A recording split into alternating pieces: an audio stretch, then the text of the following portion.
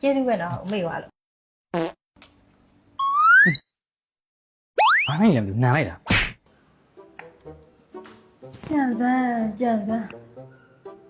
ဒီကုမ္ပဏီရဲ့ဘက်ထရီတွေကိုအလကားရအောင်ဘယ်လိုလုပ်ရမလဲကြံရတယ်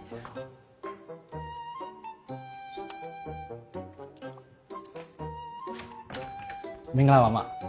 မင်္ဂလာပါကိုအကိုတို့ STK ကုမ္ပဏီမှာလေဈေးနှုန်းသင့်နေပြီးတော့ကြာရှည်ခံတဲ့ဘက်ထရီဆိုရင်ဘာရှိလဲ ဟုတ်ကဲ့ဈေးလဲတင့်တယ်နဲ့ကြာရှည်ခံပြီးတော့ပစ္စည်းကွက်လက်ဒီလဲစိတ်ချရတယ်ဘက်ထရီဆိုလို့ရှိရင် A-Side 115 AX လေးရှိပါတယ်ဗျ ဟုတ်လားဟိုကလေသူကဘယ်လောက်ကြာရှည်ခံတာလဲ ရေသွေးကောင်းပြီးတော့ plate technology နဲ့အသုံးပြုထားတဲ့အတွက်နှစ်ပေါင်းများစွာခံပါတယ်ဗျ ဟိုကလေအားသွင်းလို့ရှိရင်ရောကြာလားပြီးတော့ယုံကြည်စိတ်ချလို့ရောရရလားညီမကလေအခုမှစတော့မှာဆိုတော့ ဟုတ်ကဲ့ပါမအဲ့အပိုင်းနဲ့ဆိုရင်တော့လုံးဝစိတ်ချ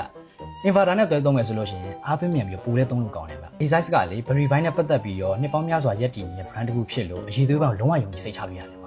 ဟိုအဲ့ဆိုလို့ရှိရင်လေညီမပတ်စံတစ်ခါလေးရှင်းလို့ကလေးစိုက်မယ်နော် အဲ့ဒါကြီးကြည့်လိုက်ပါ ပြန်ငွေတစ်ခါလေးရှင်းလိုက်မယ် ဟုတ်ကဲ့ပါမဟုတ်